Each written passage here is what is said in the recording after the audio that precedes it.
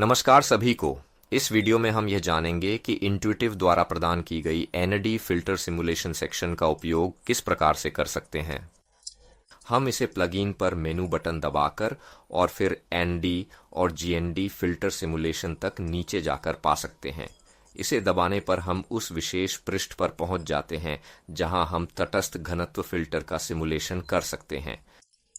अब इसे उपयोग में लाने से पहले हम यह समझते हैं कि हमें इसे सिमुलेट क्यों करना चाहिए और मैदान में क्यों नहीं करना चाहिए। इसके लिए कई कारण हो सकते हैं।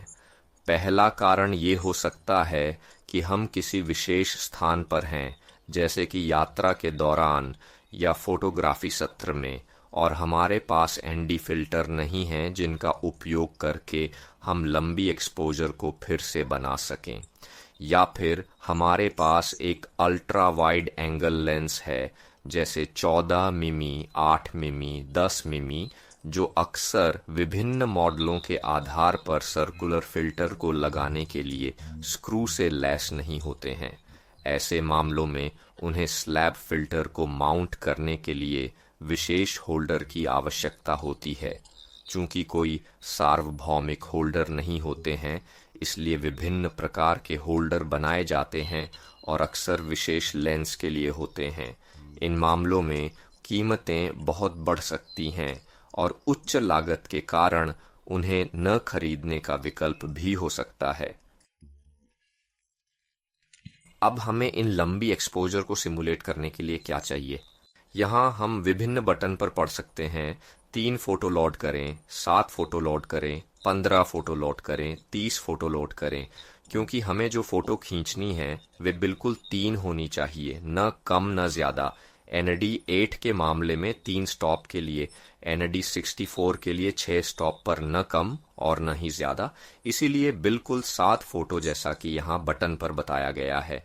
एनडी 1000 के मामले में 15 होंगी और 22,000 के मामले में 30 होंगी। ये फोटो जो हम घर ले जाएंगे, मैदान में बनाएंगे, वे हर प्रकार की सिमुलेशन के लिए लगभग समान होंगी। इसीलिए वे अलग अलग नहीं होंगी इस आधार पर कि मैं कौन सा फिल्टर सिमुलेट करना चाहता हूं। एनडी थ्रेड 2000 के मामले में 15 स्टॉप के लिए हमें कुल मिलाकर 30 तस्वीरें खींचनी आवश्यक होंगी, इस उदाहरण की तरह। तो यदि हम इन्हें चुनते हैं तो ये 30 के लगभग तत्व होंगे। ये सभी तत्व समान होने चाहिए। एक जैसे का क्या मतलब है? इसका मतलब है कि शूटिंग पैरामीटर, EXIF डेटा समान होने चाहिए। इसलिए समान अपर्चर, समान समय, समान ISO, समान सफेद संतुलन, झूम, समान मिलीमीटर, इसलिए एक जैसे। इसलिए यह सुनिश्चित करने के लिए कि शॉट्स एक जैसे हों, उन्हें निश्चित रूप से ट्राइपॉड पर लिया जाना चाहिए। इसलिए यदि हम इन समान शॉट्स की एक श्रृंखला को देखते हैं तो आप देखेंगे कि वे एक दूसरे से लगभग कुछ भी नहीं बदलते हैं। केवल समुद्र की लहरों की गति बदलती है, और इसी तरह शॉट्स के बीच लोग भी स्थानांतरित हो सकते हैं या पूरी तरह से गायब हो सकते हैं। संभवतः इन्हें काफी तेजी से करना अत्यंत आवश्यक है ताकि पहले और आखिरी शॉट के बीच में प्रकाश पूरी तरह से न बदल सके, क्योंकि यह लगभग 30 शॉट्स का मामला है। फिर उस फिल्टर के आधार पर जिसे हम सिमुलेट करने जा रहे हैं, स्पष्ट रूप से यदि प्रकाश में अत्यधिक अंतर होता है तो अंतिम परिणाम भी इसका खामियाजा भुगतेगा। तो एक बार जब हमने ये सभी 30 तस्वीरें फील्ड में खींच लीं, हम लोड बटन को दबाएंगे। 30 तस्वीरें, एक विंडो खुलेगी जिसमें लेवल्स लोड होगा। ब्राउज बटन दबाकर हम अपने पीसी पर वो तस्वीरें चुनेंगे जो हमें चाहिए। इस मामले में मैं सभी 30 तस्वीरें चुनता हूँ। कृपया ध्यान दें कि संख्या बिल्कुल वही होनी चाहिए जो बटन पर दी गई है, वरना सिमुलेशन फंक्शन शुरू नहीं होगा। बेहतर है कि उन्हें पहले से ही JPEG में परिवर्तित कर लें ताकि अंतिम परिणाम सही और सटीक हो।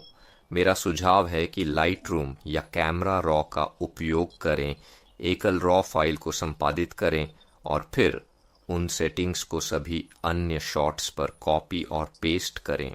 चूंकि वे समान हैं, विकास की सेटिंग्स में कुछ भी नहीं बदलना आवश्यक नहीं है। जब हम ओके बटन दबा देंगे तो इंट्यूटिव सिम्युलेटर काम करना शुरू कर देगा और हमें अंतिम परिणाम प्रदान करेगा बिना किसी अतिरिक्त प्रयास के। यहाँ पर हमारा अंतिम परिणाम प्रस्तुत है। अब हम देखेंगे कि graduated neutral density GND filter कैसे उपयोग होते हैं और कैसे लागू किए जाते हैं। ये फिल्टर खासकर तब काम आते हैं जब फोटो खींचते समय आकाश के हिस्से को, जो फोटो का सबसे उज्जवल हिस्सा होता है, गहरा करना होता है। इन फिल्टरों का एक हिस्सा अधिक गहरा होता है और वह धीरे धीरे पूरी तरह तटस्थ हो जाता है। हमारे पास एक GND 8 है, 3 स्टॉप। हार्ड का अर्थ है कि इसका फोटोग्राफी के बीच में बहुत कठोर विभाजन होगा, जबकि दूसरे बटन में आप देख सकते हैं कि यह मीडियम है, इसीलिए GND लगाए गए और नीचे के अधिक न्यूट्रल हिस्से के बीच का विभाजन थोड़ा अधिक धुंधला होगा। वहीं रिवर्स का क्या मतलब होता है?